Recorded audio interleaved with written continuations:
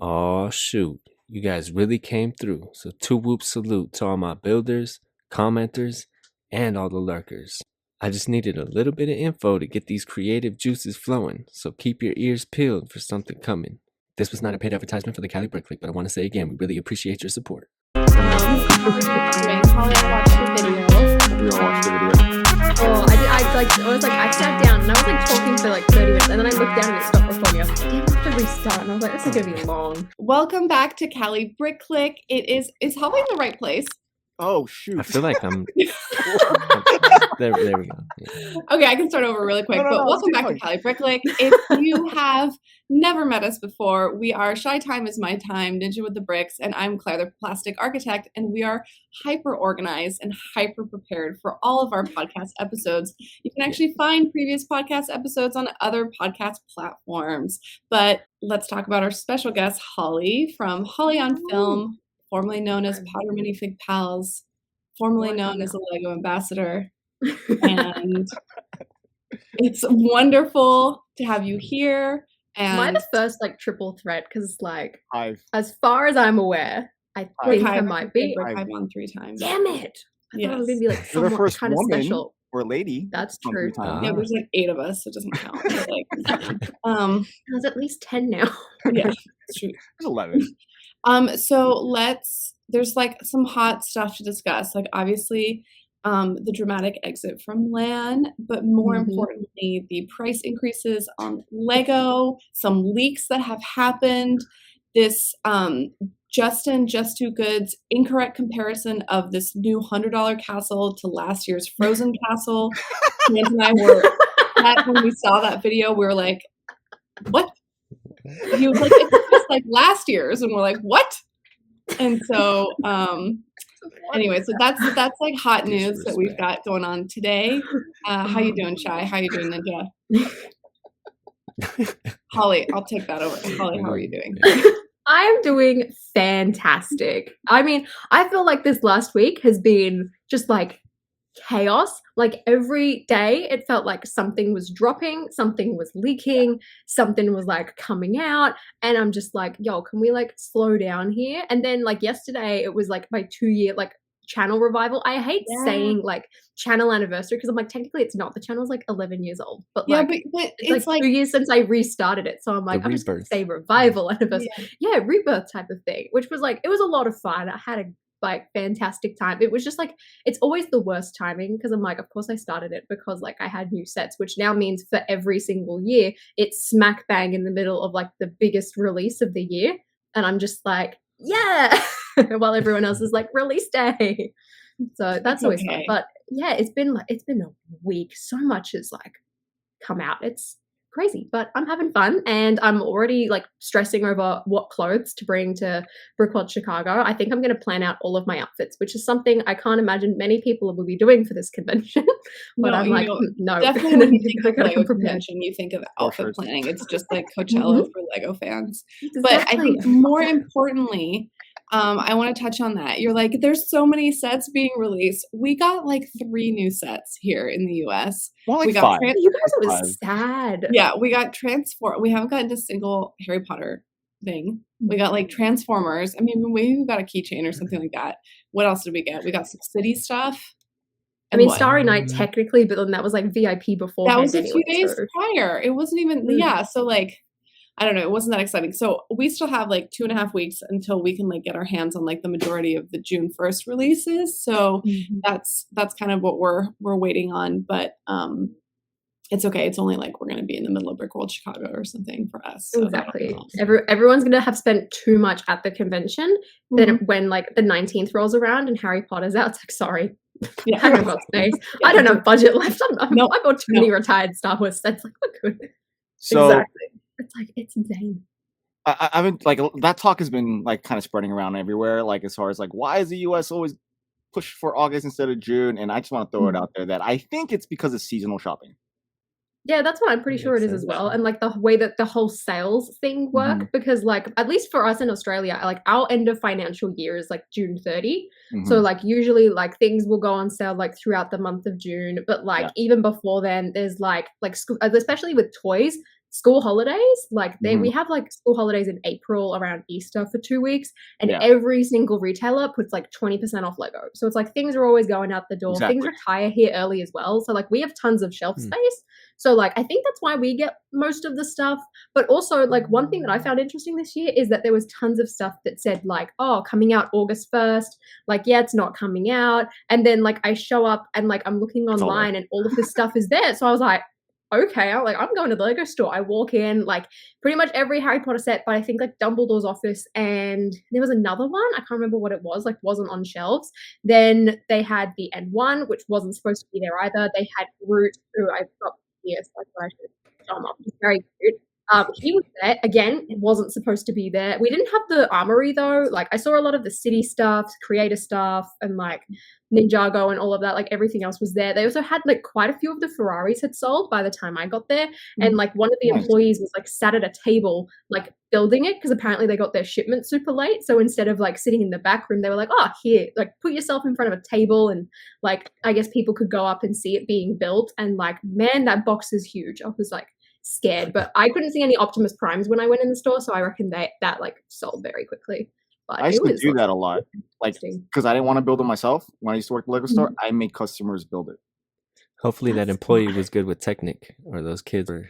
Well, getting I an mean, earful. so, yeah, we always the big stuff. We would always have like adults build. I mean, if kids want to do it too, more the merrier. But like it would with adults at least, like a lot of them are completionists, and like you have them start building like. You know, something huge. They're not leaving.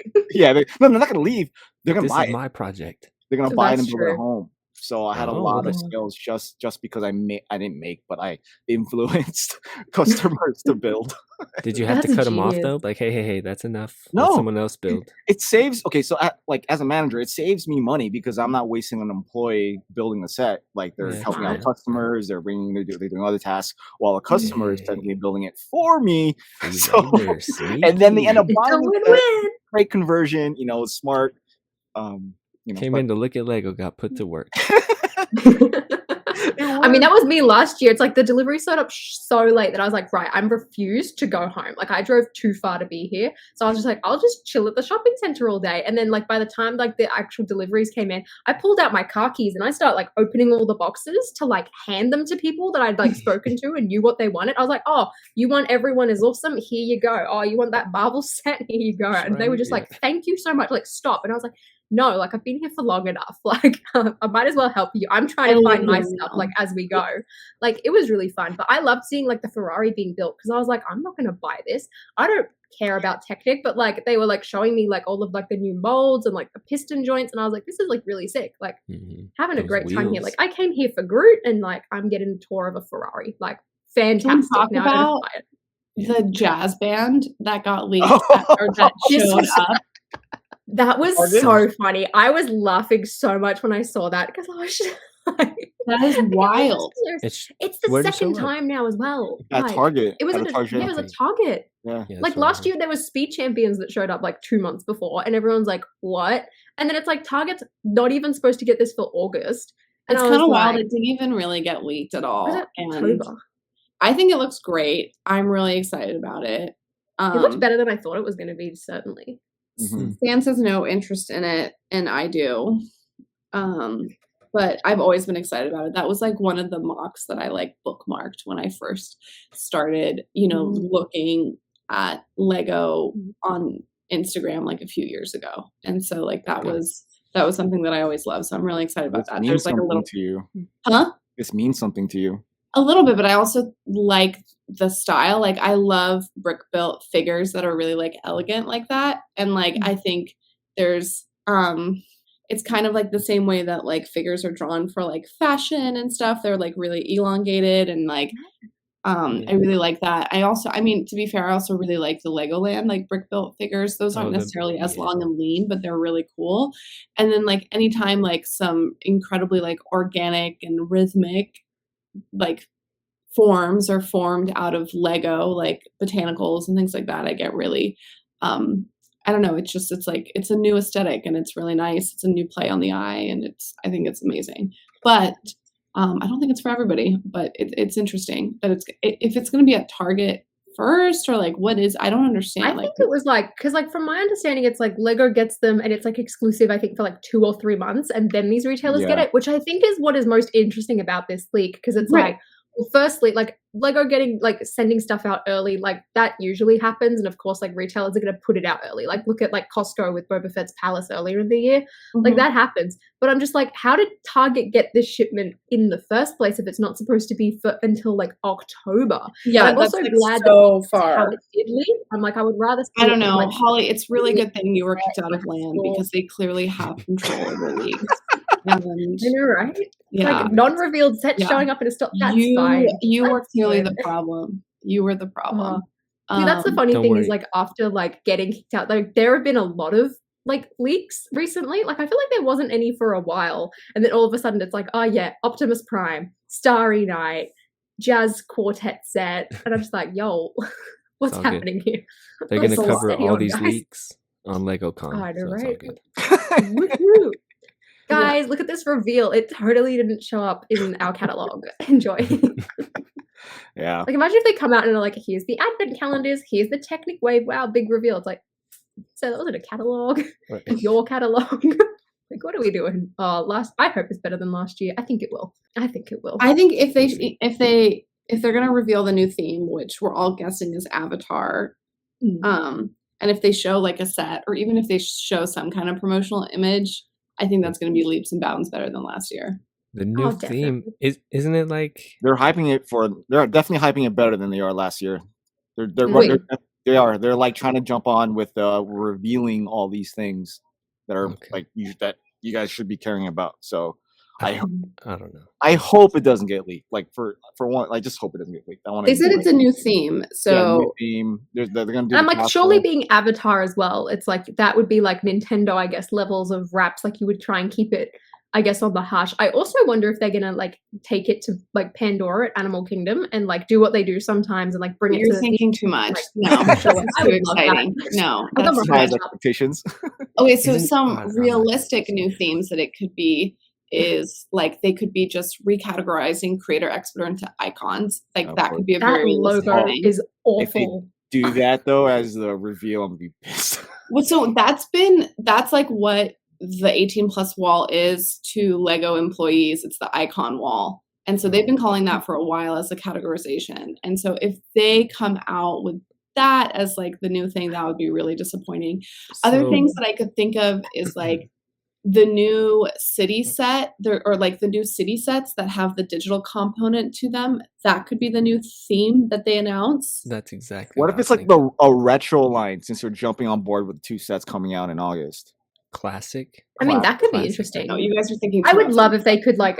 I feel like releasing like even if the Avatar's not like the big thing, I would love them to do like the 90th sets of that thing. Like I feel like that's the perfect celebration. It's like oh, it's a really big year. Like they've got a lot of like branding prepared and all of that, and they clearly could do that. starting to push it now more. Like that would be awesome. Creator set that's like already on shelves. They could talk about that, and that's like the new thing. Yeah. So I think like maybe Bionicle. Oh my god, no.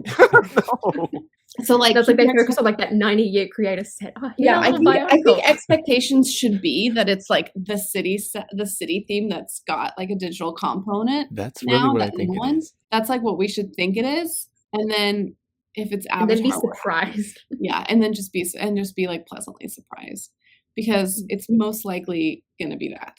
What I find interesting as well with LegoCon, it's like in the announcement trailer, like they had so many like theme logos back to back. And then apparently like depending on which country's website you go to, the list of like what the reveal themes are going to be changes. Because it's like, I remember seeing something on like the Lego Harry Potter subreddit. People were like, oh, they're going to reveal something. Because on one country it said, yeah, it's on the reveal list. And then on another one, it didn't say anything. So I'm leaning towards more of it's just going to be like one of the like cast members shows up and gives a tour of the studio. Like I'm really hoping that they reveal the Hogwarts Express, but I'm not expecting it because I'm like, I don't want to be disappointed because I'm just like, I don't think it's probably going to happen. But it's like, it's interesting to see like just, I guess, the discrepancy between every single like webpage. I'm like, I thought we would have like, just like everything matching. Apparently not. Okay.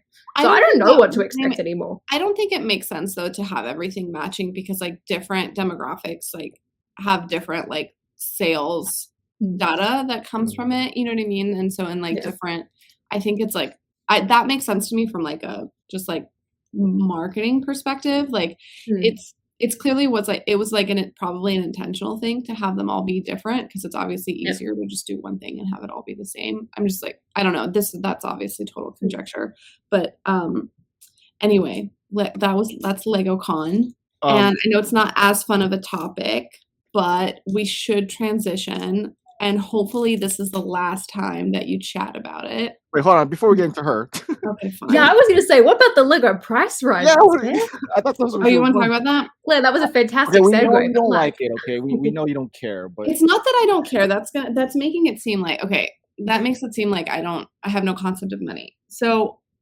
I'll give you my 2 cents on it, and then you guys can have a rebuttal if you want. But the reality is like prices of everything go up all the time. Like it just inherently happens. And them saying that it's inflation or whatever after like, reporting profits, that is what it is. They probably hired a ton more. Like we don't know what their operating costs are. We don't know where money goes. It's like as a consumer, I think a lot of people make a lot of assumptions. So we don't really know what's going on. The cost of plastic has been going up for a really long time. And like Lego has been really like buffering that price increase for us for a really long time. And then there's like a couple things that go along with it. Like you can't do anything about it. Why get upset about it? Like why be irritated? It's like, it's kind of like, I just remember the first time I got my check from like my first job, and I was like, what is Social Security? Like, what is this? Like, why am I spending so much money? Like, why is like half the week going to taxes? Like, this like doesn't make any sense to me. And it's like, if you're going to be angry every time there's like a price increase, or you have to pay things that you don't have control over, then you're going to be incredibly miserable as a human being. And if like you can't, and granted, this is like a hobby, and it's going to price out a lot of people of the hobby. By the way, it's already priced out a ton of other people that's already been done. And that nuance, will price out more people probably. And that's okay. It's okay to be priced out of something. It's like, you just have to relocate your finances. You don't have to have every Lego set. The thing that I don't like us though. But what about what about everyday families that don't spend as much on Lego?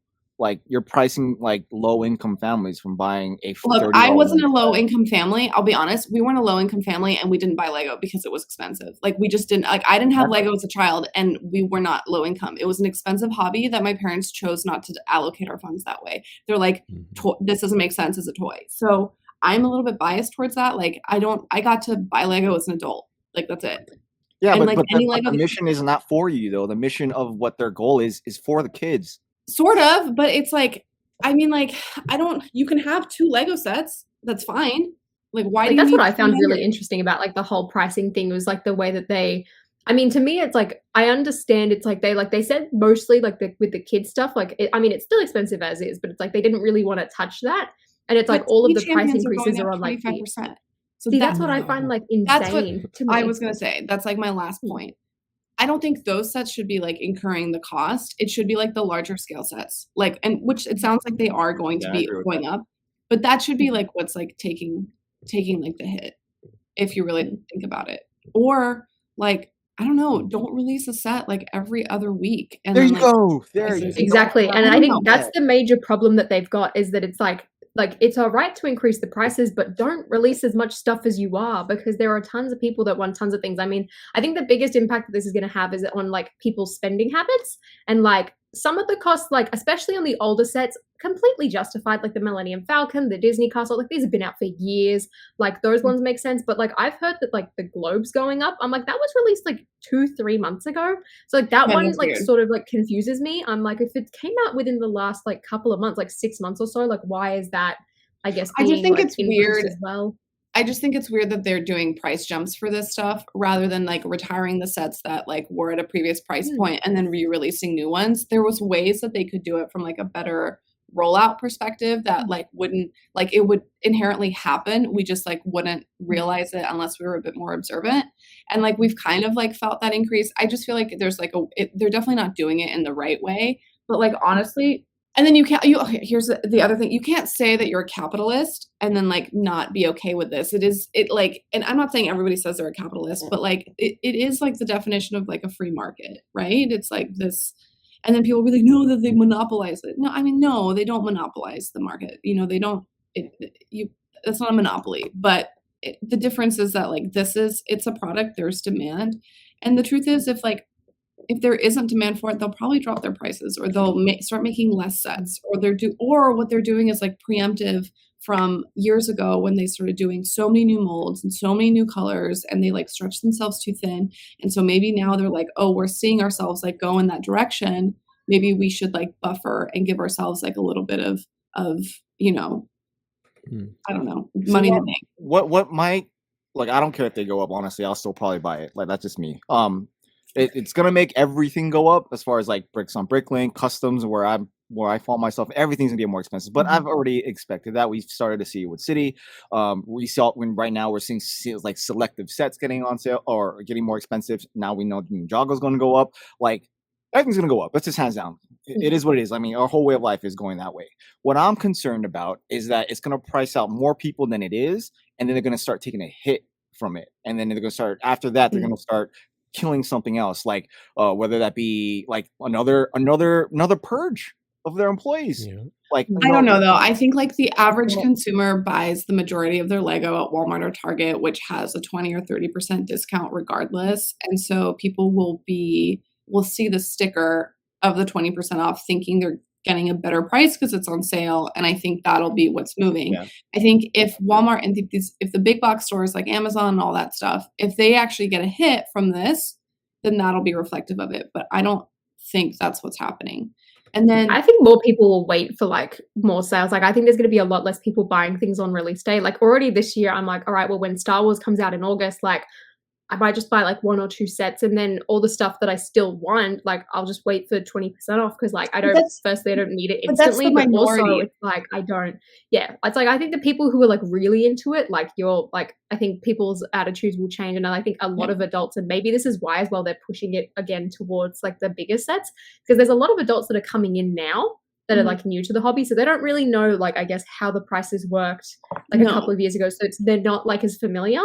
So it's like, I think that's probably, again, why they're sort of doing it. But like, you're like, let's step up as these new people get into the hobby. But no, but I was going to say, like, we are a minority. Like the AFOLs are a minority. The people who go buy sets on opening day are a minority. It's like, it's the people that go to Target to pick up diapers and then also pick up a Lego set.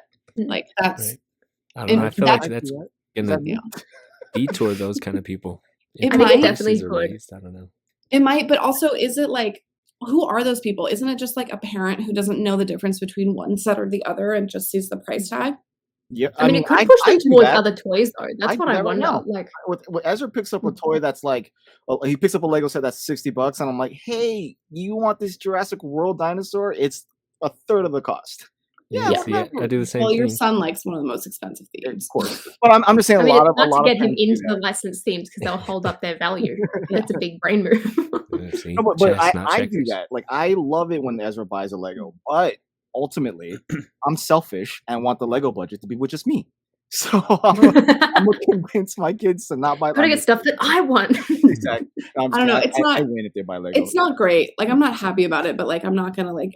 The things that are more concerning to me are like other price increases and like other things like flights, gas, like food, mortgage rates, just like other things. And what? But I think that as well is like going to affect people's like decisions, because obviously like that's far more important. And it's like that is something that people are worried about a lot more. And I think that's why Lego as a company, I feel like, is going to be in a weird situation, because like not only are we releasing tons of products all the time, like the prices of those are now going up, but I've also found that like the sets are trending, like they're making more bigger sets. Like I look at the direct-to-consumer range and majority of them, like Harry Potter set this year, is like this, again, the same size of the like Hogwarts castle. Like those giant sets used to be like one in like 10, like 100, not hundreds of years, but like every 4 years or something like that. Whereas now it's like every single year. And I'm like, if they're going to keep going the way that they are in terms of like what they're producing and the size of things, like I think that could be like a potential problem for them, because I don't think people are going to buy it. Like,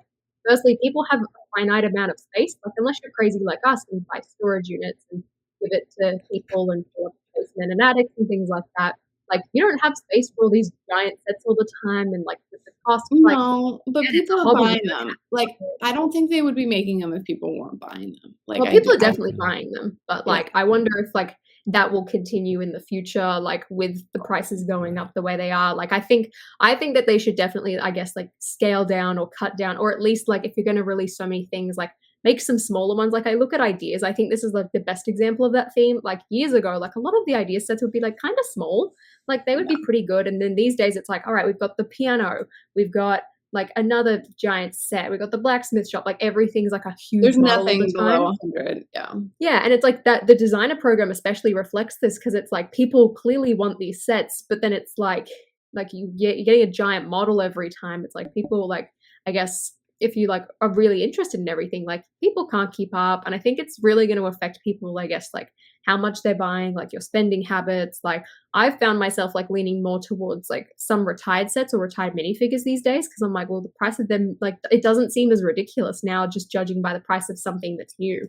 So like I've definitely like felt a change. Like I'm still going to buy Lego. Like, I mean, it's definitely going to affect some of the choices I make, but like I'm very fortunate that I'm like, okay, I don't have to, I guess, completely pull out of the hobby. Like, no, I guess a lot of people might have to. Yeah. No, there's also like different ways to enjoy the hobby. You know, you can, the sets that you already have, you can remock them, you can watch content, you can sell the ones that are fringe. You know, there's like ways to be like a little bit more economic. If like this budget increase is going to like push you out completely and you're sitting here watching content and buying super regularly, I think it's probably like a good check. The fact that you probably, I think someone like that should like, I mean, if I was in that situation, like I feel like a good way to enjoy the hobby going forward would be to like, I guess, rotate and recycle your sets, like buy some stuff. Exactly. And then if it's a couple of years old and maybe you don't like it that much or anymore, or maybe you've just like had that full experience with it, like sell it and rotate. Like that's the good thing about Lego. Like, I mean, the one aspect I think that it's really going to like, or I've noticed is going to impact me is that like now that I know things are going up, I'm like, all right, well, I'm going to buy the Falcon sooner than I wanted to. Yeah, me too. That's like a very I can avoid this price. I'm going to get it. I'm going to shove it in the storage unit. And which was what I was trying to get to. Beforehand. Like how much stuff you're going to get right now before it goes up in price is what I was trying to luckily, I don't think there's like too much that I like necessarily like need, I guess, or want. It would be like, all right, AT-AT and Falcon, but like out of those two, I'm like, Falcon's going to be the one I get. But like I've said this to a lot of people, I'm like, if you had your eye on like the Daily Bugle or the Disney Castle or like any direct-to-consumer set, like the Hogwarts Castle I know is going up to 700 Australian here, and like Costco's got it for 500 right now. Like don't buy any of the new sets, like focus on those like direct-to-consumer sets, get them, like invest in them, like get good. I'm also like kind of tempted to like look into like I just like the boutique hotel, because I've been putting that off. I'm sort of like, oh, should I get this now? But definitely the Falcon is one that I am picking up. Like I've already like put a word in being like, hey, when you get stuck, let me know. Where like Amazon's had it on sale. Like there's been a couple of like independent retailers that have had it discounted as well, and like Zabby has been one that I've seen it like 20% off, and like that's better value than double VIP points at the Lego store. So like I'm going. Wait, so like what do we know, like what's been leaked? What do we know that's going up in price? So Ninjago. I think it's the Ninjago. Ninjago's going up. Because I know the Globe, the Republic gunship, I'm assuming the Falcon, because like that's an older one, and same with the Disney Castle. The Hogwarts Castle's going up. I think the modulars, like the older ones, like the bookshop especially, like because like that's almost the same price as like one of the new Lego City stunt sets. Like that's crazy to me. Yeah. I think it's like $30 less, like US. That's insane. And those stunt sets only have like 100 pieces. Yeah, I mean they've technically been training us slowly with their price increases, so it shouldn't be like far-fetched to be able to like accept the fact that you're gonna have to spend $20 more for a modular. But it's also interesting because it's like, I mean, this is what inflation is. It's like people are like, oh, like basically like your money can't go as far, right? So you're going online and you're seeing these retired Star Wars sets or retired whatever, and you're like, oh my God, the price of that is like going up. And then you're also like looking and seeing like the price of regular Lego is like going up. So like the differential between isn't as extreme. But then you're also, I don't know, like for a while, a lot of people were making a lot of more money in the last couple of years than they ever had before. And so like what like what I don't understand like what people expected when they would read the news about like freight increases and material cost increases or like raw materials and like all that stuff. Like that has a trickle down effect at some point. Yeah. And this is it. Like it shouldn't be like shock and horror. No, we called this out. Like I could have sworn we called this out like a couple months ago that this was happening. So I think it's a shock about how much like they're doing, I guess, all at once. And I guess it goes back to the same question is like, why aren't they retiring some stuff and then re-releasing it like they did with the Death Star like several years ago? It's like the 2008 Death Star came out, was on sale for 10 years or something. All right, let's retire it, remake it. Like we'll improve like some things like having like Han Solo's hair mold. We'll add like a couple of extra bits and increase it by $100 so that we can sell it again for more. Like I think if they did that with like I guess like the UCS Falcon and maybe the Disney Castle, like take it down, maybe recolor it to match like the new color scheme where it's like more pink and things like that. So it's different, but it's like still the same sort of. Like I guess it sort of goes back to that point. Like I think that would probably be, I guess, like a bit less shocking to the consumer, but it also like sell the pain. I like that. Like you can treat it like the McRib. Pull it out. That way people respect it and then bring it back. Yeah. I mean, it certainly sucks. Like, I'm not like, no one's like happy about it, but it's also like, I'm not happy with my gas going up either. Yeah, like I'm just going to work once a week now. F that. I'm not going like 2 times. Oh yeah, like sometimes I'll like take an Uber because it's cheaper than just driving myself. Yeah, man. I just gotta throw this out there because my brother moved to Texas. What, Ninja? Oh, wait. I just have to throw this out there because my brother moved to Texas and he keeps flexing on me his gas prices. I'm like, bro, stop. Oh, it's not fair. Damn. I just had to say that. It's not fair. He's been trying to get you to move out there though since he got there, right? Yeah, he has. I want to move to Texas, but my wife doesn't want to go to Texas. I'm not down either. I feel like I need to spend more time in there to like get a better idea of what Texas is like. But like, I was gonna say, like, I feel like the real winners out of this situation are people who bought like giant D2C sets to invest in, because like you're gonna get a better return now. I'm like, damn it, I'm really sick of like the whole like get Lego as an investment and people buying like tons of stuff purely because I'm just like that's a lot of space you guys are taking up. Like a couple things, like I'm cool, but I don't know. I guess it's like sort of just a like people have shelves on shelves on shelves on shelves. Yeah. And I'm like, but I'm grateful for you because I will buy those things. But I'm like, I don't know. I feel like the Lego resale market's been crazy that I've like sort of hated it. But I'm like, you guys are honestly like, you guys are winning right now. Yeah. Are they really though? Because everything else is going up. So their extra money that they made is going to the more gas prices and more increasing other things. So. And we're all stuck in this horrible loop. Yeah. I don't know. We'll see how it goes. I really don't think it's gonna hurt Lego that much. Honestly, I think it's gonna. What I really do think it's gonna do is gonna redefine their mission for making it just for kids. Like primarily. If anything's gonna hurt them, it's like it's gonna be their metaverse investment. Like that's what will hurt them. Ooh. $1 billion into the metaverse? Yeah, I don't know about that, but okay. Oops. All right. Well, I think we hit this one pretty hard. Claire, do you want to bring us back to the main? Yeah, I can. I was just thinking like about it just a little bit more. Like, yeah, I don't think there's like a redo of like mission and stuff. I think they're like very clear on their mission, and I think it's like their nonprofit, work that really defines like their mission statement and stuff. But anyway, yes, let's round it back. Speaking of mission statements and clarity of voice and community, HollyOnFilm, previously Potter Minifig Pals, I remember when you got into LAN, and I think I had just like an exciting day. I remember like it was like right as I was like starting to watch your content, and I remember you got the Winnie the Pooh set really early, and it was like a big deal, and you were so excited. That video is like one of the most excited you've ever been about a set before. And it was just like, I know there's like lots of like really good memories and stuff, but it's kind of gone downhill a bit recently. And I know that you're in a better place, but if you don't mind, we'd like to talk a little bit more about your experience. I'm glad to talk about it.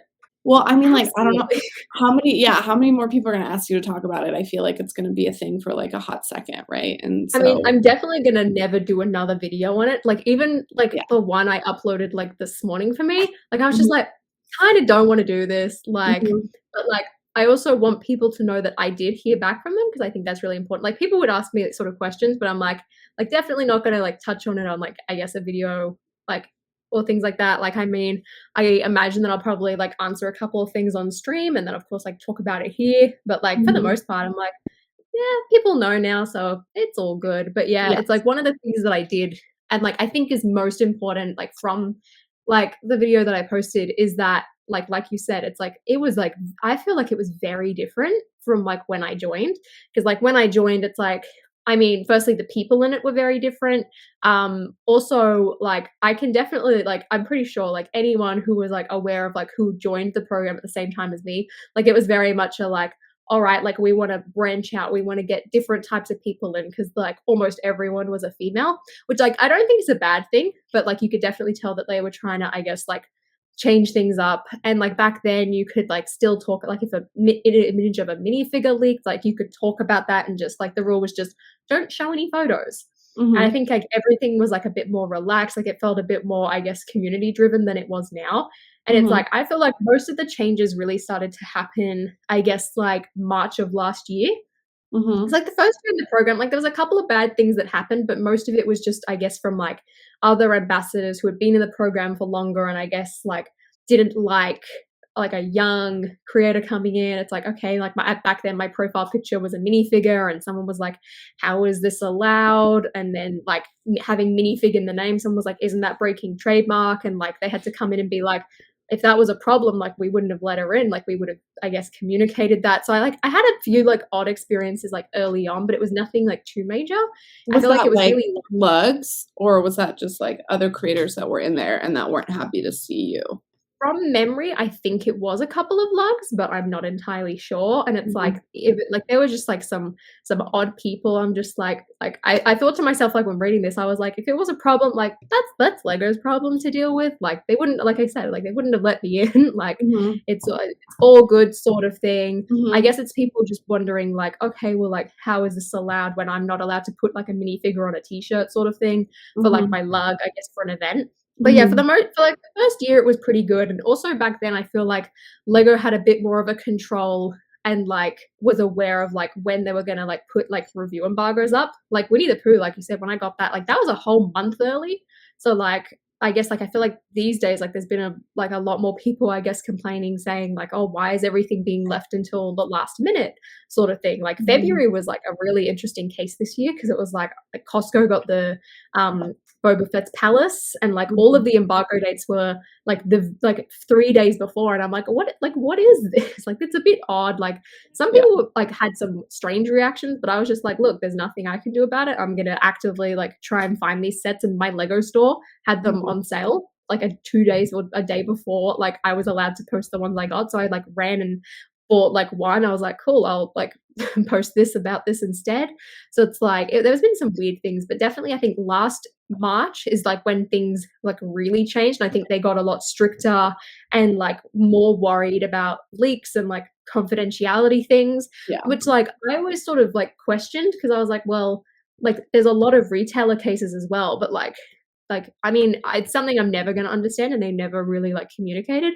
But I'm just like, well, if like again, this situation with Target being sent another set like several months early, like if that's like still happening, and like you still like leaks coming from like I guess have a problem. Like they I think have just a confidentiality problem. Yeah, it's which is like pretty serious, and I would be surprised if the companies that work with them, like their IPs and stuff, are not really threatening them, being like, we're not going to do product, we're not going to do toys if, you know, you're going to leak our movies, you know what I mean? And so it's I would imagine that pressure is external, and then it manifests itself internally, and then it feels like there's a lot of grasping at straws a little bit right now. And, you know, it sounds like I'm sure they're doing whatever they need to do internally to prevent that. But, you know, I think maybe theoretically cleaning up house in LAN was that's definitely what I felt like's been happening.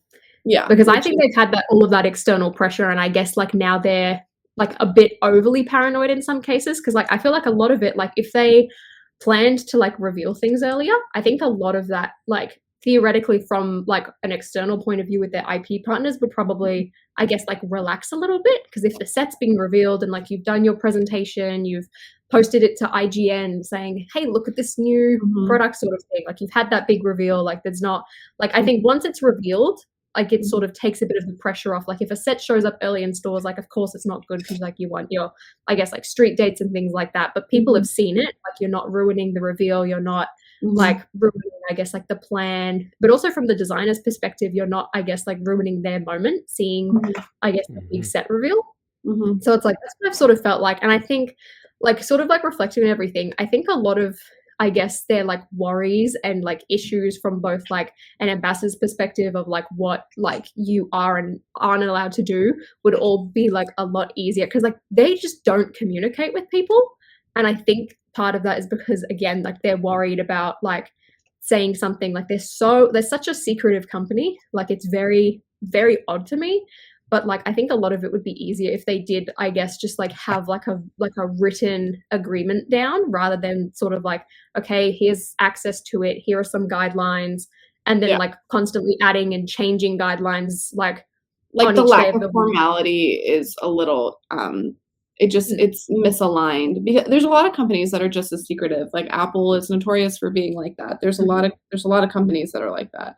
And I think their problem is that they've let people in and I guess like promised like, oh yeah, you can ask us questions, like we'll tell you things, we'll give you interviews, we'll give you all of this stuff, and then like they can't, I guess, uphold that because of all of their secret. Like I think if you kept these people at a distance, it would be a lot easier for everyone involved. Do you think like if I were to guess, I doubt there was like malice involved. I think like when you joined and beforehand it was one thing, and then the problems that the company is facing is like something else entirely, and so they're like kind of dealing with it. And then also the strength of the influencer is also changing, and they're learning how to deal with that a little bit. Wasn't there also a change of leadership in March last year? Because Kim Thompson got fired or got let go. Yeah, he's definitely not a part of it anymore. And like there was 2 staff members that I spoke with, one of which was like, I guess, like the head of the program, and one of which was like the lug like person who deals with mostly lugs, but he was the same person that like onboarded me and did like that whole process. So I always sort of assumed that he was like still a part of, like still, I guess, higher up than the person who's dealing with RLFM. But like also there was like a maternity cover for a while. She was fantastic. The woman who came in as the maternity cover, she was like very proactive, like just by all of her responses and the things she was trying to do. It really seemed like she was listening to feedback and being like, all right, like how can we make this better? How can we help your community, sort of thing. And honestly, that was a breath of fresh air from like everything that I'd sort of heard and experienced. But I think she's now gone. So I'm also like, okay, well, like are things gonna, I guess, progressively like it's just volatile. Like it's like that's it. It's just there's like changeover. There's nothing. There's no consistency. Like if anything, like it sounds like you were there longer than the people that you interacted with. Like it sometimes it feels that way, and I also feel like even, I guess, like some of the like just vibes that I've gotten from the staff members, it feels like almost that, I guess, like their job's in danger or something, and they're like really concerned about like keeping, I guess, like themselves safe, and at the same time it's like, I guess it's sacrificing like what the program was built to be. Like it really feels like there's just like a lack of, like the whole thing has been like, oh, to build up communities, and it really feels like they're like very, I guess, like anti that at the moment. It's very much like they took away support from like a group of people and were actively saying, yeah, like go and like collaborate with them. And it was almost like, all right, like you have like a very like specific list of like who you can interact with. Like it almost felt like it was bad to like not like to be around other people, or I guess even people who hadn't like applied or something like that. It was like, oh, sort of like watch out for them sort of thing. Like it was very strange. Like it was like, yay, like ambassadors working together, this is fantastic, like praise sort of thing.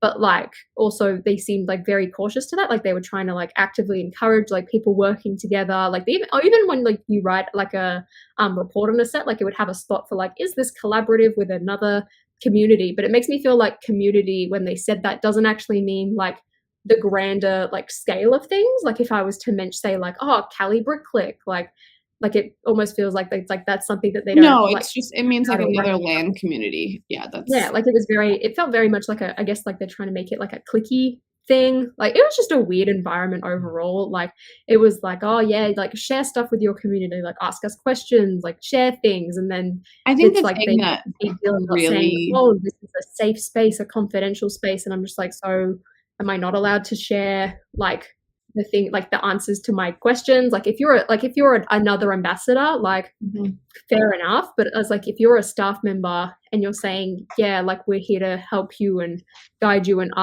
answer your questions, and then say, oh, actually don't tell people, sort of thing. Like I don't know, that always just I've always felt that was a bit weird. I was like, oh, like what about staff? So I think it's a little weird, like the whole self-policing aspect of it, the fact that like it was encouraged for, it's like, okay, so that means, so they're encouraging LAN members to work together, but then they're also encouraging LAN members to report on each other if one is breaching their oh my god, sorry. I just get really mad about that.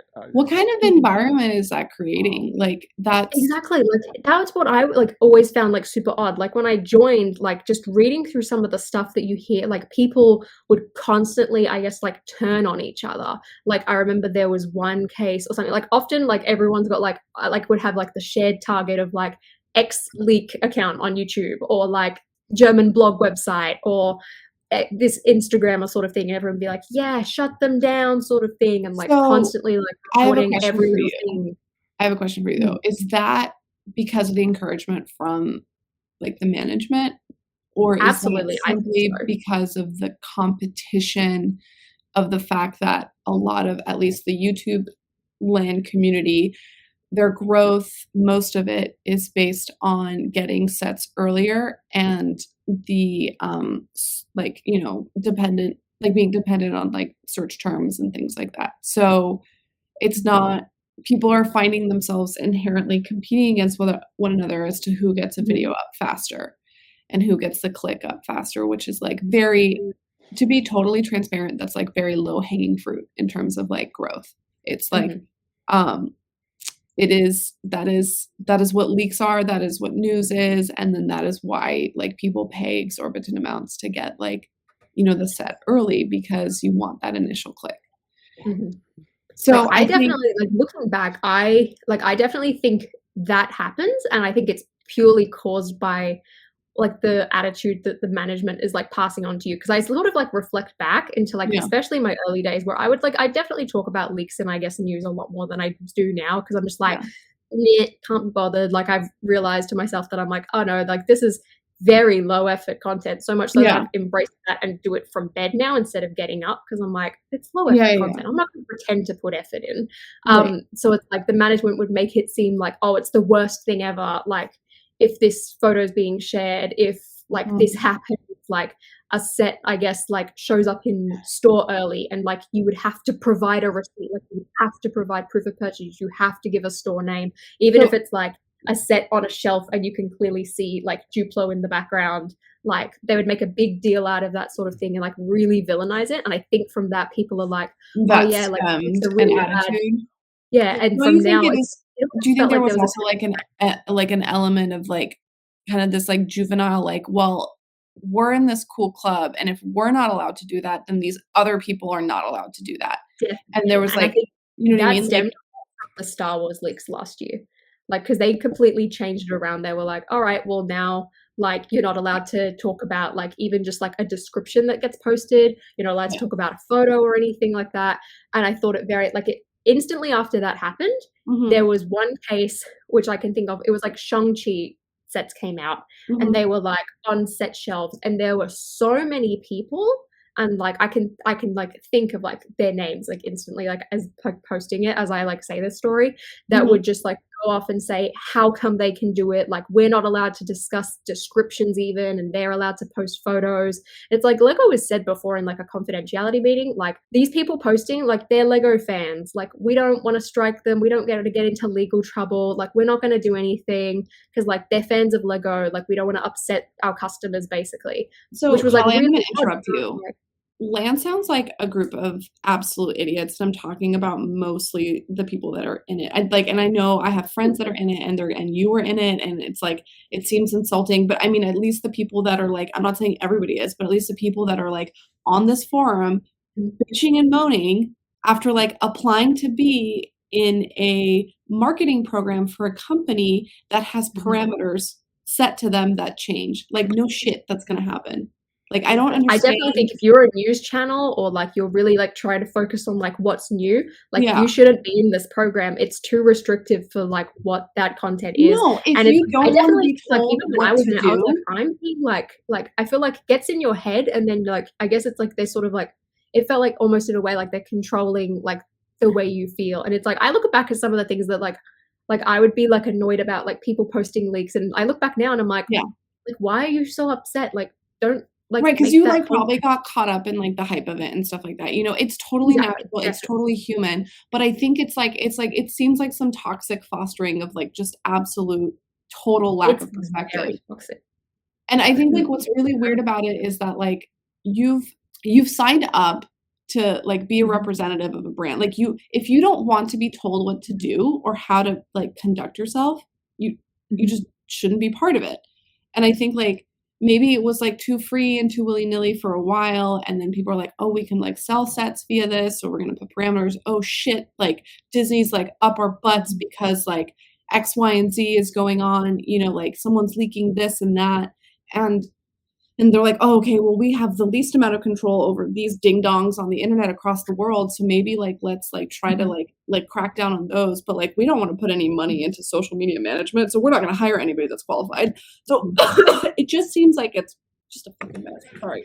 It is an absolute mess. And it's like I look back and I'm just like, it's a very like toxic environment. Because one thing that I sort of felt when I would read some of those things, like it almost feels like a lot of entitlement, because of course like Lego as a like brand is like promising you like, oh, you're going to be the early people, like you're going to have early press kits, you're going to have early set offers. And specifically when it came to things like leaks, like people would be like up in arms. It's like, and it's like I said to them, I was like, you know, with all of these leaks, like your press kits really don't have that much value. Like yes, it's a better high quality image, it's not blurry, but like for all of these people who are like trying to post news, like you've lost that like instant factor for a lot of it. Like it's not going to be, I guess, as successful. And people really came across like, I guess, like, oh, we need to be first, especially when it came to like February with the late embargoes. Like I definitely think if you're going to do a program and you're going to do early reviews, leaving it a couple days before release, like knowing that retailers are going to put these sets on shelves and like you really don't have, I guess, that much control over that once it's sort of left your warehouse. So I was like, I definitely think like don't put it really close unless it's a Lego only exclusive. But like even the way that people would speak, it was just like they didn't want to go and put in the effort. Like I think people, once you get in the program, there's a lot that just get comfortable. And it's like, okay, well, Lego's sending me my early sets. I'm getting my press kits. I don't have to like, I guess, like go out and hunt and look on eBay and like message people to try and like find things early anymore, which like, I mean, like if you really want to be first to these things, like that's something you can't stop, because you can't rely on this program to keep you afloat. Like you've got to, you can't hop off the hamster wheel, I guess, of like content creation and like being early, because it's definitely a really big boost. Like having that time advantage is a major, major boost. Yeah. And I think that was the most beneficial thing about the program, like for me and my channel, especially when it came to things like Harry Potter. And like Winnie the Pooh as well was one of those things that like did really well in hindsight. But like you can't like sit back, and you also can't rely, I think, on just only LAN content. Like I feel like more and more people are doing that these days as well. Like it's just sort of like I guess like LAN is the focus and everything that they get from them or everything that they get sent. Like fine. It's fine to do that, but like I also, for their own sake, I wouldn't rely on it too much, because like that could be taken away, and it's like if that's taken away, would you lose, I guess, like majority of your content? I'm not sure, but like I don't know though. I think there's like family friendly content that it's the goal of the channel is to be a certain way, and LAN is very supportive of that, and that's great. If that's what you want to do, that's fine. I think those people as well, like, you're definitely like going to benefit as well from it, because I feel like it's, I guess, less of like a critical analysis of a set sort of thing, and like things like streamers and mock builders, like you've got a great advantage. Holly, I disagree. I think people can have critical analyses of sets and still be like LAN friendly. I think what you can't do is do a video about distribution of sets and them not being able to like be in a whole general demographic like the 501st Battle Pack. Like that's not something, like that's a critique on the company, not a critique of a set.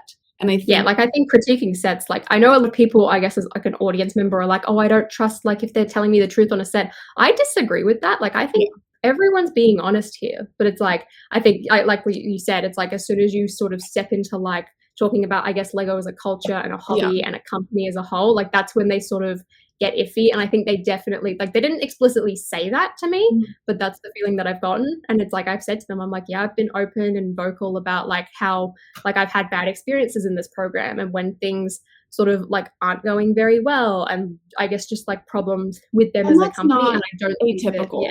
That's not atypical, even for other brand partnerships in different industries. Like if you start speaking ill of that brand, they're like, okay, well, we don't want to work with you anymore. And that's fine. That is what it is. It's just, Lego is this weird place where like the content that we create is based on a singular company, right? And so like any kind of like support that you get from that. It's interesting. Like, I think you seem like you're in a really good place and you're like not bitter. I don't mean that facetiously. Like you definitely seem like you've gotten your closure, as you've said. But, and you've like recognized, you're like, hey, maybe I shouldn't have done this, or maybe I shouldn't have done that, but so like, do you find yourself more motivated to do different content now, or defeated is what I want to know. I definitely feel more motivated. I mean, I've been like for the last couple of months, because it was a couple of months ago where like a lot of things would just happen on the program, like the way that people, I guess, would speak about one another. Like there was a case last year where like someone, like I guess pushed the limits of like a teaser and therefore like it broke the like set embargo and got told to like, hey, you should take that down. And then like made a post like saying, oh, but what about all of these other people?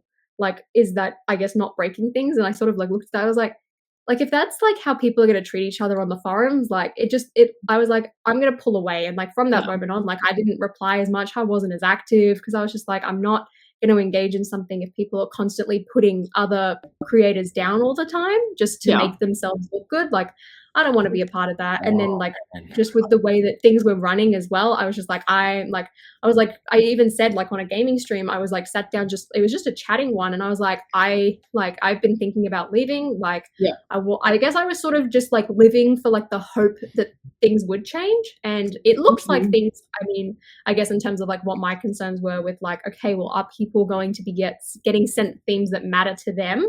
Like, is that going to be happening sort of thing? Because that didn't happen for a while. And I was sort of like, okay, well, why is like a Ninjago channel not getting sent Ninjago, but getting like superheroes when superheroes channels aren't getting it? It was like kind of odd in that case. But that does look like it's changing, which is fantastic. So I guess I was sort of like hopeful, and I ultimately decided, look, I'll wait it out for the end of the year. I mean, obviously that got cut short, but like I did definitely plan on leaving. So I think for a while I'd sort of tried to make sure that the content that I'm posting like doesn't just like focus on like reviews and just focus on news. I was like, let's do more creative things. So those are the videos that I always like look back on. I'm like, that's my favorite ones and the ones I'm most proud of.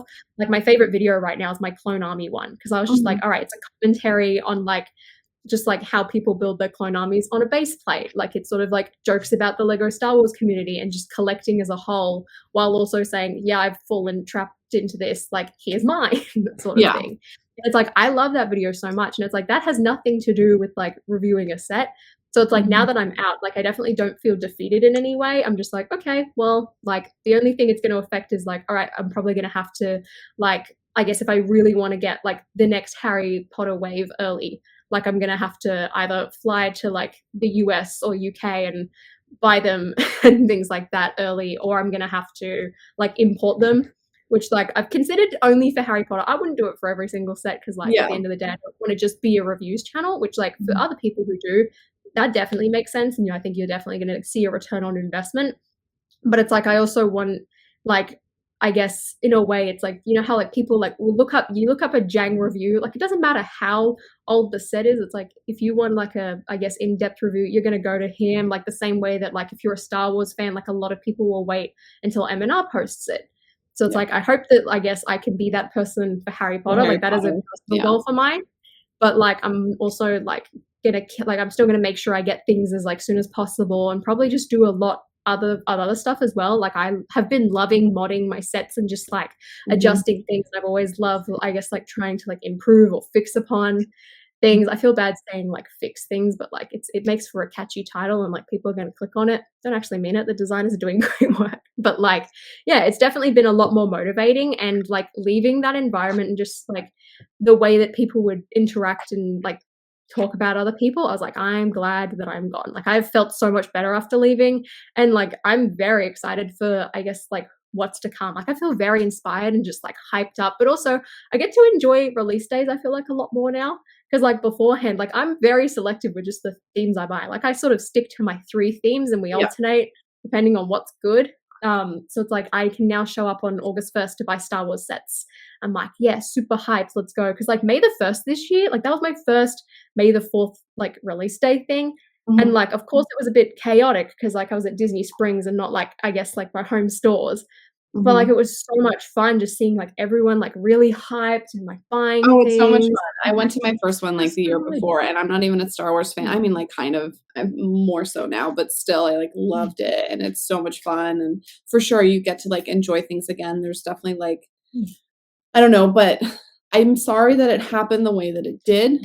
Yeah, that's always been like my main thing. I'm like, I don't care about the decision. Like do what you want, that's fine. Like it's just, I think the way that like it turned out and the way that it went is disappointing, especially I guess like hearing that, all right, yeah, you didn't actually break any rules, we just didn't like something you did. Like I feel like kick me out instantly, but like at least like tell me, I guess, a bit beforehand. Like that's the one thing that I sort of take away. But at the end of the day, like I'm not gonna sit here and like be really angry or upset about that for like the rest of my life, because like I feel like I'm still angry.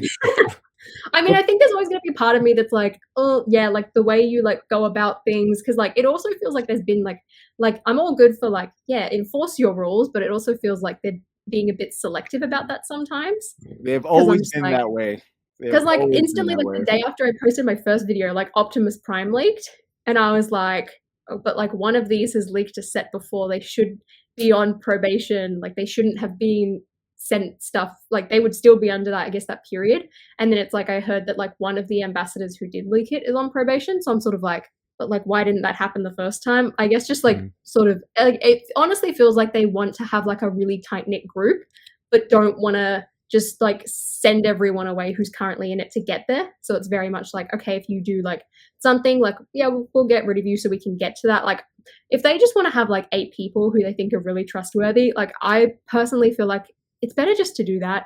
Just get to the point, get your 8 people and like have your, I guess, like super close circle, and like don't mess other people around. Like don't have them like constantly like worrying about like what's okay and not. Because if things aren't clear and things aren't written, like I look back now and I'm like, yeah, probably not the smartest thing to do, but I definitely like, I didn't think it was going to be so like horrible that it would have like resulted in the way that it did. Otherwise I wouldn't have done it. But like it just makes me wonder, like if someone else like did something that I guess they weren't unsure of but turned out to be bad, like would the same thing happen again? Because like I don't want anyone to, I guess, go through the same experience that I did. Like as well to hear them say, oh yeah, it's multiple things, and not have heard that before.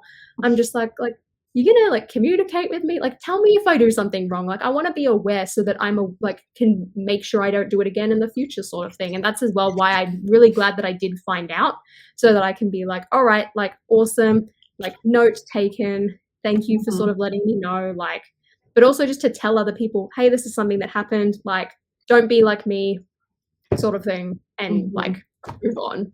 I think my wife knows what we're talking about. She gave me a beer, so I'm drinking a beer because I'm really upset. I am okay. So I need to say, I'm very quiet. I'm just fuming. I am furious. Okay, so when I watched your video, well, I didn't really watch it. I was listening to it. I was running. When you got to like certain points of that video, it hit specific triggers to me that resonated really, really hard. And although not the same thing, you got let go from LAN. I got fired from Lego.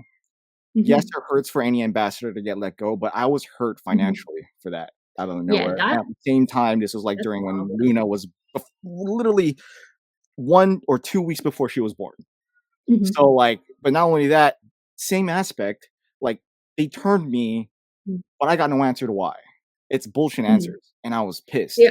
So I had someone reach out who also got like kicked out, and they said like they said it was the same deal, got like pretty much the same email, but they never heard from them as well. So I was just like I'm very, very lucky and very grateful for my answer, because it's like just the way that I'd been feeling the last 3 weeks, it's crazy, let alone how you would feel after several years. Like it's bad. It's like it's like you need to communicate.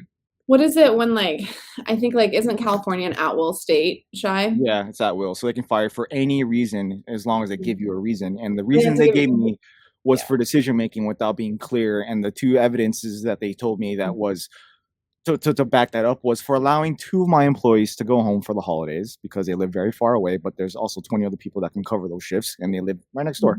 And then for allowing Lego Masters, the show season 1, for the producers to pick up their brick an hour before we open, in which I have never read a rule, never taught a rule of any of that. And this isn't a customer. This is a partner that we're working with, a company that we're trying to promote and help, that I was instructed to do. And this is at the same time and when I was already going to a psych and a counselor for decision makings that I've made in times of war, which I doubted myself and dangerously came close to offing myself. So like for Lego to blindside me like that for some bullshit, it literally sticks with me. And as much as I feel like I had closure, I don't. It's there. And I remember the ambush that I got with my district manager and like the LP, whatever, sitting. I've done it before to other people, so I understand what was happening when it was happening. Like I'm like, oh, I'm about to get termed. I want to know why. And I was dumbfounded by the reason that they gave me because I know I didn't do anything wrong. And I see this a lot, and I'm not the only one. This has happened to so many Lego employees that are out there that have similar stories. The great Kevin Hinkle was one of those people. And then I'm has seeing this. Anyone ever sued them for wrongful termination? I want to say I can't. Okay, I can't say it. I mean, it's really expensive. It's not like people talk about. I think most people wouldn't, just because it's like, because of the fact that it's expensive. Like some people were like, oh, you should like say something about like the whole, like the way that they would like comment on like, oh, you can't be tier 2 because like you've been depressed sort of thing. And I was just like firstly, like to me, it's like, well, I'm not under a contract firstly, but also it's like, I wouldn't do that anyway, just because like it's expensive. Like part of me was like worried as well when like. Wait, did they tell you that because of your mental health status, you couldn't have been in tier 2? Yeah, so like they sent me an email firstly that was just like for a lot of like. Oh my god! Okay, I'm just gonna let Shy go off. Okay, because literally right before that, let me jump on that. I had a meeting months later. Let me jump on that right before, because I'm gonna explode either way if I don't air this out right now. Literally right before I was terminated, I told them that I have a mental disability for forgetfulness and all that kind of stuff. Literally right before, so anything that they were trying to get out of me, I'm like, I can't recite that right now. I have traumatic brain injury. I have post-traumatic stress. I need to figure out, I need to understand what you're telling me. And then boom, they turned me for that. And then they say decision making, which it's very, very shady as fuck. So that literally like, oh my, okay, go ahead. Sorry. So I had like an email being like, okay, your application for tier 2's like been denied. And it was like, oh, like, they like just said like generic terms. It was like, oh yeah, like I guess community growth, like you're still a small channel sort of thing, and like a bunch of other like just generic things. And then like I go into a meeting 2 months later because like at the time like I was sort of saying like, hey, like this program is like, it's not benefiting like the people the way like you're like telling us it will. Like your press kits aren't valuable. Like I really feel like this program would benefit a lot more if you sort of like had more of like an influencer, like PR sort of thing. They sort of sent me an email being like, oh, like, do you still want to be here sort of thing? Like you're like, we're getting like really mixed signals. And I'm like, yeah, I do. Like, that's why I'm like trying to give you all of these feedback and suggestions, because like the way it's running right now, I don't think is benefiting like the people in it as much as it could potentially. So I like got on an email and all of that. And one of the topics that came up, it was like, I asked them, I was like, oh, by the way, like, can I hear more about like why like my tier 2 application got rejected? So it's like one of the things they said, it was like, oh, like your like your reach isn't as much as like we'd probably like, which I found interesting because like some of the communities in there, like they've invited people who are like smaller in that regard. So I'm like, I know that numbers aren't everything, but I was sort of like, okay, like kind of odd. They also said I was like immature in like the way that I was like responding on the forums. And I was like, I can't tell if it's just because I'm young or because like I'm annoying you by saying like you're not like benefiting me. But then yeah, one of the things they brought up is like, oh, like tier 2 is a massive responsibility, and like we know you've had like a lot of like mental health issues recently. Like we don't know if you'd be able to take. I'm sorry, on. Massive responsibility to get more free shit. What? Exactly. I'm like they said that you need to be like a role model on the forum sort of thing, like someone for people to look up to. But they also don't tell a role you model. Like what in this toxic community exists a role model? It sounds like a bunch of like I'm like, your role models are the ones who have leaked your two of your biggest sets of each year. Most people in LAN have full-time jobs. I'm sorry, Holly, like not to like totally take a dump on like being a full-time YouTuber, but like what? Like that doesn't make any sense at all. It doesn't. And I'm like, that's when as well they said to me like, oh, at the end of the day, like talking about like when it came to the numbers thing, I was like, they were like, LAN's a marketing campaign. And I said, well, is it different between like the different platforms, like your views? Like, does it matter like your reach on YouTube compared to like a blog? Because like clearly that's going to be very different if like X like tier 2 ambassador number 1 is getting like 100,000, 400,000 views depending on the set, whereas like a blog maybe getting like 50,000 clicks on a post. Like, is that because like Brikx clearly like I guess like the biggest like website sort of thing? So like does that I guess like compare to like David Hall, like Solid Brick Studios with like YouTube? Because like I imagine that they've got like very different like performance based. So I'm sort of like what, like how does that like make sense? But I'm also like role model for the forum. Like if people aren't aware who these tier 2 people are, like how I guess are you supposed to sort of come across as a role model? Like it very much seems like it's like, oh, these people are like very respectful, also, very nice. And it's like, that's good for you. But how can you say it's not a marketing thing when they're literally telling you your audience and reach isn't big enough to be in that? Exactly. Well, that's when they said, oh, at the end of the day it is marketing. And I'm like, but you literally like when you onboard people, you say that this isn't about marketing.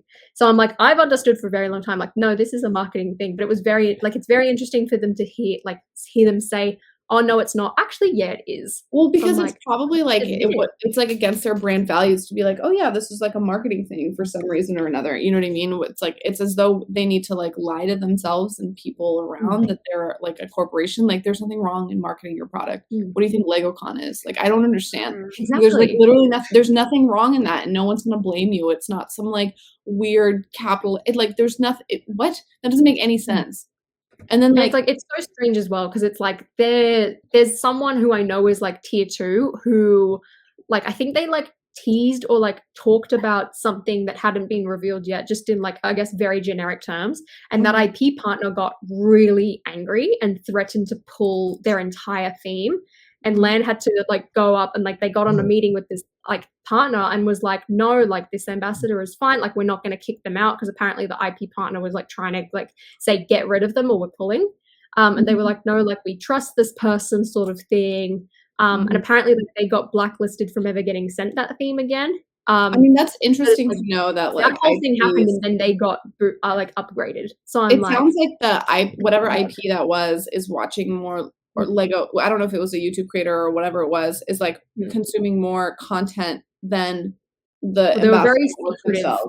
They were a very secretive one, like out of all of the ones that like exist, like they're like usually like quite like hush hush, like everything sort of has to go well.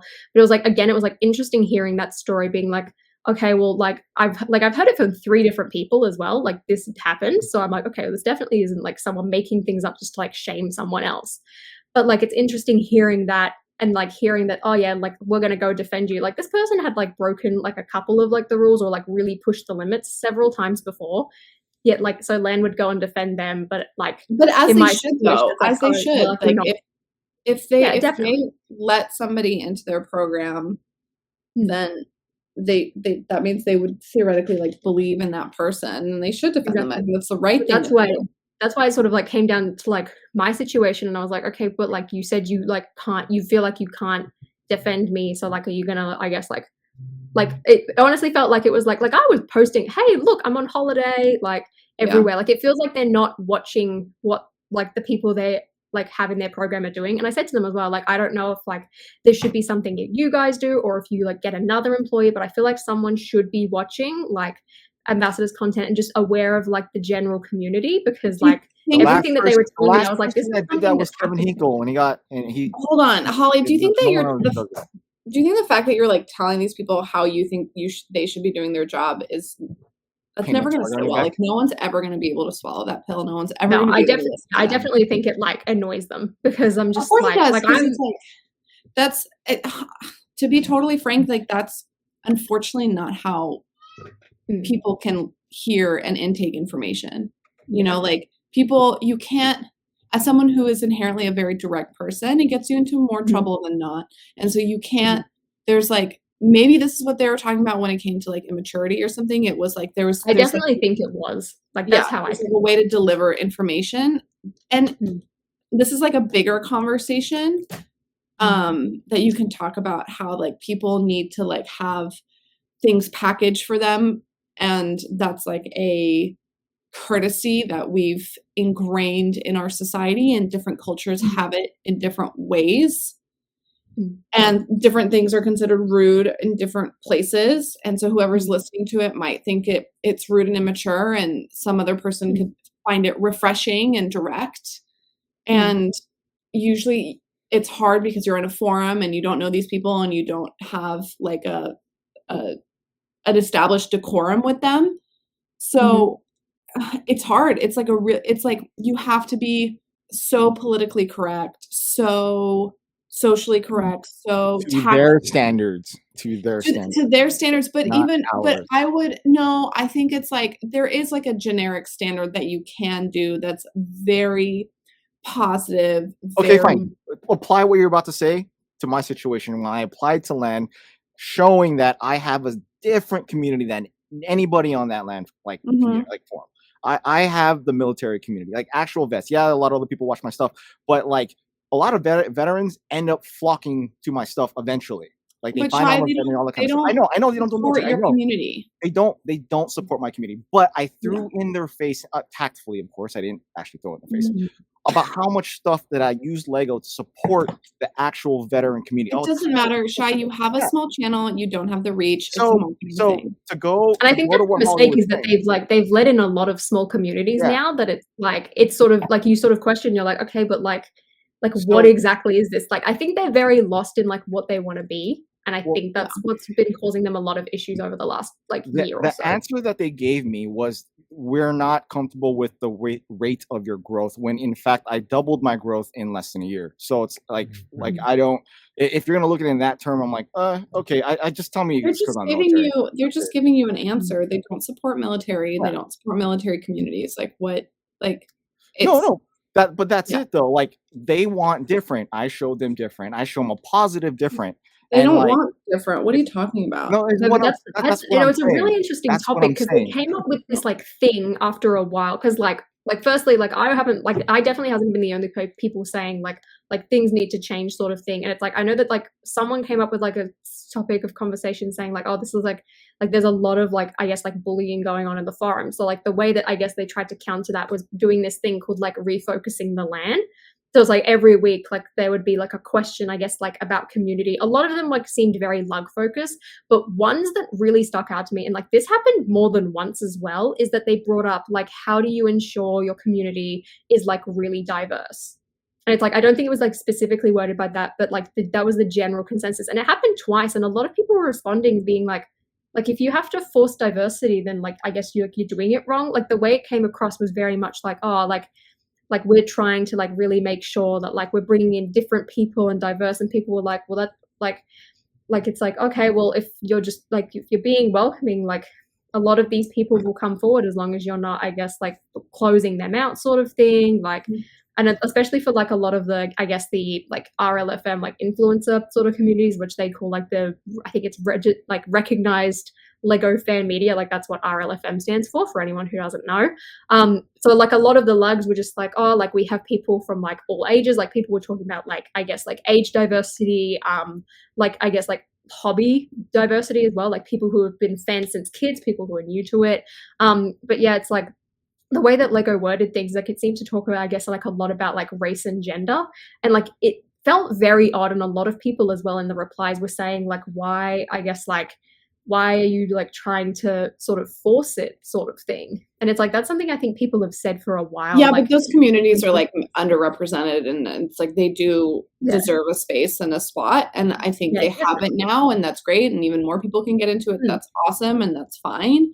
But there's like, I think I see nothing wrong in that. That's like, it's not like, oh, no, I definitely think it's great to have a wide variety, but the way that I guess like they were asking like those communities, like how are you doing that sort of thing, as if it almost felt like it was like, oh, like you're not, I guess, diverse enough, because there's always like the joke about like, all right, everyone's like a middle-aged sort of like white guy, which definitely isn't the case on there. Like there's a ton of females now, there's a ton of different people from like, I guess, like whatever your sexual orientation is, your race, your background, like there is a lot of that, and I think it's very beneficial. But it was really weird like hearing them like always question these things, saying like, oh, like how are you making sure you're different, how are you making sure that you've got like, I guess, a wide thing from like, a corporate perspective, and like encouraging like diversity in those environments. Like those questions like need to be asked and need to be talked about, and people who are uncomfortable about talking about it need to talk about it, and they need to unless hear you're it. in the military, then you can't talk about it. No, but there's people that are, they're choosing like what communities that they're deciding to support, right? Yeah, so but that's like, not everybody. Is that's being exclusionary if you don't want to support families and a profession that's looked at as a profession. You can't just think about like military. There's also like the disabled community. There's like the elderly community. I there's like a lot all of that. Yeah, but there's also a lot of there's a lot of yeah, I know there's a lot of that, but I'm happy to see that. There's also a 60 age gap of, there's like the only women that are on there that I know of are like 26 and below. So like there's a lot of people that aren't represented, and it's like they're trying, like I want to give them the benefit of the doubt that they're trying to figure it out, but it just doesn't seem like they've got this like team hired that's like going to address the AFOL community, and like it's just not a priority, and like they've picked a few people to like focus their attention on, and it is what it is. That's what makes me like really interested about like who I know, at least, that they've got in their tier 2. It's like a lot of what I feel, at least, is like very similar types of like content in terms of, I guess, just like, because they always talk about creativity, like it's a lot of the same content done by like people of very, I guess, just like similar, like I guess, collecting styles and backgrounds and things like that, which again, there's nothing wrong with, but I also look at it and I'm like, okay, but like you've got all of these other like communities and like ones who are like really making an impact and really making a difference as well. And often it feels like they're sometimes overlooked. Like I feel like it's just like, I mean, it's like a big topic of like corporate conversation, I guess, in general, like all of these things. But I definitely think that I think they've noticed as well that they've made a couple of mistakes on like who they've like brought in, because now they have to, I guess, be more selective with who they turn away as a result. Like they've even said, like there was a recent thing that popped up just before I left where they were saying, all right, you need to make sure you have like an up-to-date LAN profile because people are looking at that, and everyone's like, no one's looking at that. They also said like you need to have an active website, and people and it's specifically said as well like it cannot be a social media. And I was sort of like questioning, like, is LAN gonna make me make a website? And like, because firstly I don't want to spend time, effort and energy and money into like making a website that I'm not going to advertise just to, I guess, like satisfy their requirements. And in that thread as well, they said to someone like, oh yeah, by these like today's, I guess, like entry requirements and guidelines, like your community wouldn't be like accepted. So I'm sort of like, okay, well, like it just feels like they don't really like, once you're in, like they, like even if like their requirements and things change, like they're very hesitant, I guess, like to let you go, even though like the way that they want to take the program is in a completely different direction.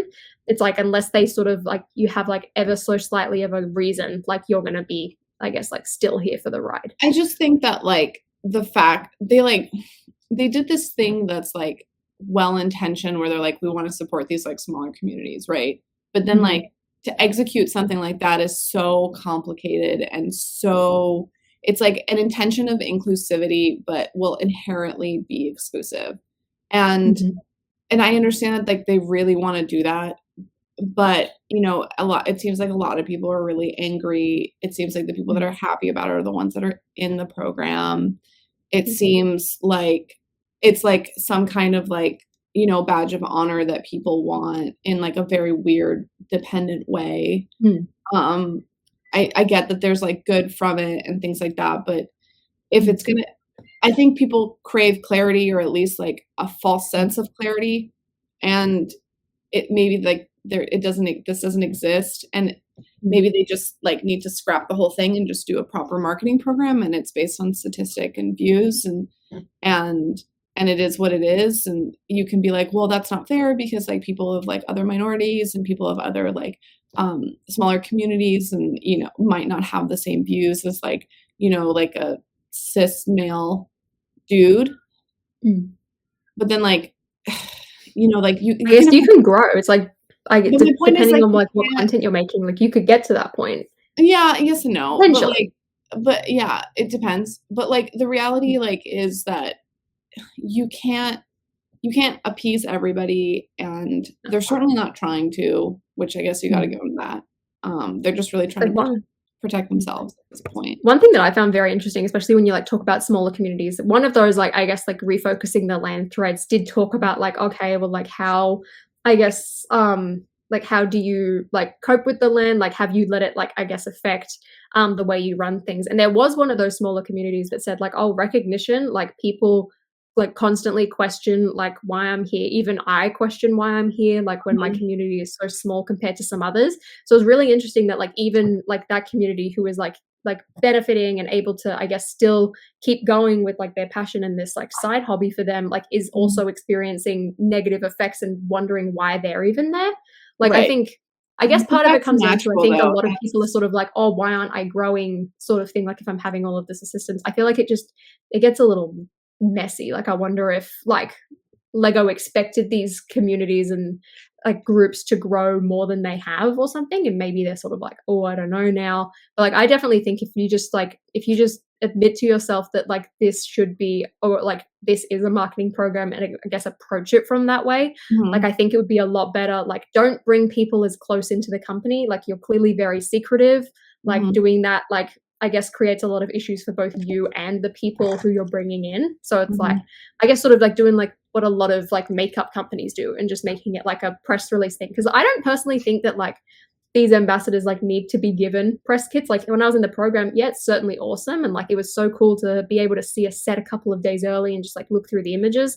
But like at the same time, like I really enjoyed like just seeing Harry Potter's wave appear on lego.com and just having that like, wow, this is like super cool sort of thing. Like leave it to like, I guess IGN and like the New York Post or something if you want to do something, or even just your own social channels, which they still do sometimes. Like I think that would be a better way, because then I guess you've had your reveal, like everything else then I guess is a bit like less of a like confidentiality issue, or at least like that's how I see it. Like if it's been revealed, like you're all good. I think that would be I guess the ideal program. And like I think in maybe several years maybe it will become that. And but I definitely think what it is now is not working. Like there's a lot of there's a lot of trust issues between like I guess the viewers and like the ambassadors a lot of the time. Like people are maybe like, oh, yeah, I think it depends on the community though. I think it just depends definitely on the community. Yeah, I think there's like not a blanket thing. Yeah, because like of course you're going to be hearing back like what you're saying like to your community. I do think though that like, you know, it's definitely one of those programs where like if you get in, great, be happy you're in it, say thank you and #blessed and move on. You know, like I really hope that more people as well like don't look at it and are like that I need to be in it to be successful, because that is so far from the truth. Yeah. It's like if you get in and you like something you want and you achieve that goal, that's fantastic. Like props to you. Like I'm happy for you. But also if you don't get in, or like that's something you don't want to be a part of, like that doesn't mean that you're not going to find success, or you're going to feel rewarded, or like be happy as a creator. Like you don't need the program. Like it definitely had its benefits for me. And I think at the time that I was in it, it was the right thing for me. But now like I'm very excited to not be a part of it, and to I guess like have more freedom back. And because like I really enjoy like talking about I guess like Lego as a company and like its marketing and like just like how it works from like what I know and what I see. So it's like I feel like now that I'm not a part of that, it's a lot easier. Like even I made a video like a couple months ago, like on like what I thought were, I guess, like the worst Harry Potter sets. And like it was just meant for like fun, because like with everything, like you're gonna have ones that are amazing, you're gonna have some that aren't as good. And like I was genuinely a bit like worried before posting that. I was like, oh, like I really hope like the designers like don't like take this the wrong way, and that they're like, they can see that this is like just for fun. Because like I think the theme as a whole is fantastic. There's not a lot of like dodgy sets or ones that like aren't as good, and luckily they did take it really well. In fact, one of them sort of joked about it on Twitter, so I was like, hooray, like they understand. Like I'm very happy that like I guess like all of the retail stuff that I've encountered have been lovely.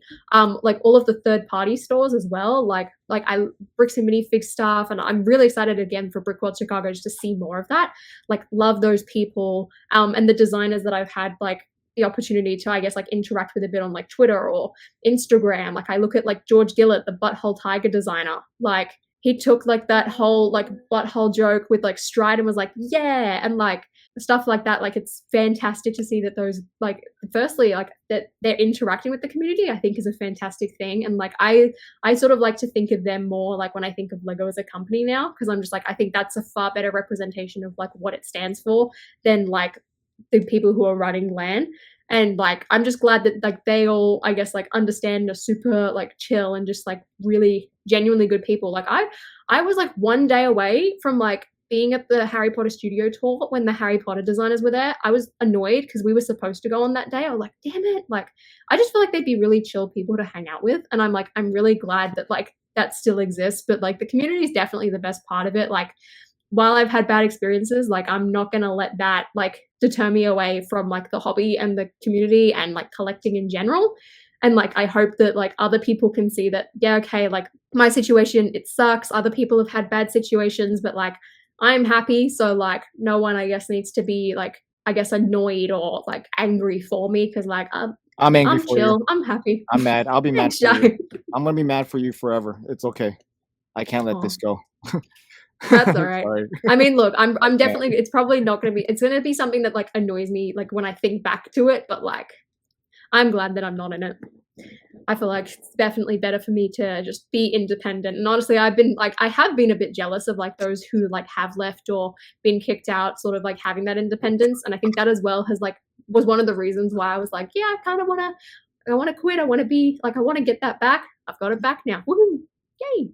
Okay, so I'm in the vein of healthy habits, like Shy started us off. Ridiculous. What? I'm sorry. I'm like really mad. Get over it. Okay, look, for me, it's a lot deeper than that. It's goes a lot. I mean, more you didn't get your closure. I did get an answer. While I don't think it was like a very like grounded answer to an extent, like I got one. And like I can't blame you like for feeling the way you do. Like you didn't have that. Closure is like something that people seek out from other people, and the only way to actually get closure is like as an individual and an independent thing. Yeah. So it's different for everyone. It's a separate conversation and stuff like that. But my closing point is, I think it's because it's been a hot sec that we've been chatting here. Mm-hmm. I think it's really important that like, you know, mistakes were made, things were handled poorly by parties. It's unfortunate that you're no longer there and you didn't leave on your own choice, but it's irrelevant because you're going to be fine and you're going to move on and you're going to be inspired, as you talked about. Mm-hmm. But it's not an opportunity to, and this is like a comment to the community that is listening, the few that are still here, hello. It's not an opportunity to talk ill of people that are still in the program, or an opportunity to talk ill of people who want to apply to the program.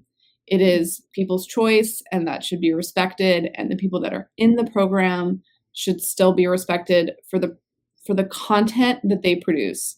And so if you're a content creator, you are judged on your content, and that is that, not because you're in LAN or because of whatever. And I think that is like the right thing to do.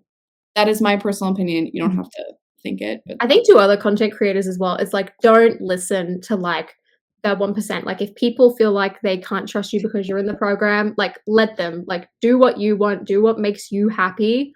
Yeah. Like like there are people who are just happy to like get a set early or like get a set review early and get more content from you.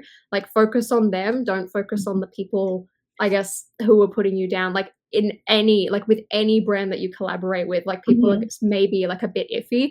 So like it's your decision, it's your channel. You do what's best for what you think. Yeah. And your content and your channel. And like everyone's gonna have an opinion. That's fine. Yeah. Every single person's gonna have an opinion. Why you guys gotta calm me down? Like I really wanted to blow up.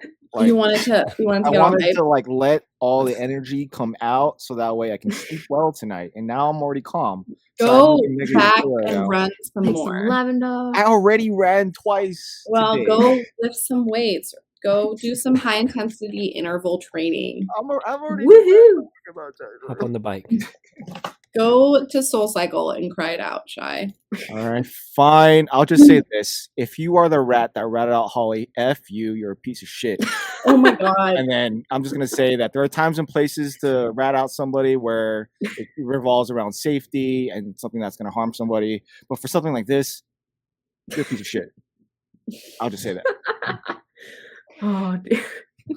Someone got what a way to end. I hope everyone buddy. made it to this point. Let me just finish my beer right quick. If you guys didn't know, this episode was about Shy. Closure. The closure. I'll never have closure. No. On the real though, I'm sorry, Holly, this happened to you. I am empathetic. You're not the only one. It happened to a lot of people. Welcome to Kel's Angels, as the great Kevin Hinkle has once said it. Hey, I gotta say it, dude. Like, I'm only saying it because a lot of people don't know who he is, and it's kind of sad. But like, it sucks. Honestly, you don't need it. I honestly, no. I appreciate you if you were on it or not on it. I was very indifferent to it. I love my friends who are in it. I don't think of them any different that they're in it. Neither do I. Yeah, I don't care that you got kicked out. I mean, I do care, but I don't care that it doesn't affect me that you got kicked out. Like I'll still watch your content and appreciate what you say. You obviously don't need it because you're about to hit 50K. So like, hey, whatever. That means I have to open Diagon Alley. I said that I would do it at like 50K because I was like, I feel like it needed to be like a big thing considering how long I've been after that set. But now I'm also like, ooh, but like it's sealed. Do I really want to crack the seal? Just open it. I do because like I've been like so desperate for this set. Like I think it's gonna be like it's gonna be a big moment when I like get the knife. I think there is. Part of me is even worried. It's like, what if it's one of those cases where it's like with the stickers replaced with rocks? Oh yeah. Delicate with the stickers. You are an aggressive sticker applier. You should just buy another set of stickers on Brikx just in case. No, they're probably like $40. They'd be a sticker. I'll get one of those like knockoff sticker sheets in case anything goes wrong. That's like exactly the same, but like not really overpriced. But I'm so excited to build that set. But I'm just like, I know that when I hit it, it's gonna be in like Chicago, and then I'm not gonna be able to open Diagon Alley. I'm like, right, we'll just postpone this, and I'll be like at like 51 or something, be like, hey guys, celebratory. Like, if I made a cake for 30K, I feel like I want to get balloons. Like, I want to celebrate. Make it a party. Like, 50,000 we're gonna balloons. We're gonna party it up anyways. It's so exciting. It's kind of, I don't know. We'll just have a picnic or something. But like, I'm looking forward to Chicago too. Like you have a great community. You have a great community of friends, and I think ultimately anybody who has had any wrong against them by the Lego group still stays because of the positivity from each other. You stay for the people. And like that's another thing is like I'm so grateful. Like because it was like my like 2-year thing. Like I've been very reflective of like the last year, like especially just yesterday. Like I would just think about like everything that had happened that past year. And I like look now and I'm like I've been able to meet my Lego friends. I've like gone through like the worst and I've gone through the best. And I'm about to go to my first Lego convention in Chicago, a city I've never been to, with like all of my most trusted friends who it's like I know support me and help me out, and it's just like it's the best feeling because I'm just like, oh, this is great. Like I cannot wait. I'm counting down. Like it's gonna be a long flight, but you know I'm hyped. Looking forward to it. I think that's a good way to kill it, Claire. Let's end in positivity because roll that music. I don't want to be mad. No, let's roll that music for sure. It's over. Thank you, Holly. We love you. Thank you for having me on again. I have a great time every time I'm here. Thanks, best friends. Sorry, I didn't try to make it about me. I just got it triggered. No, I'm joking. Because like I feel like everyone's got a very different view. interesting. Like, I like it.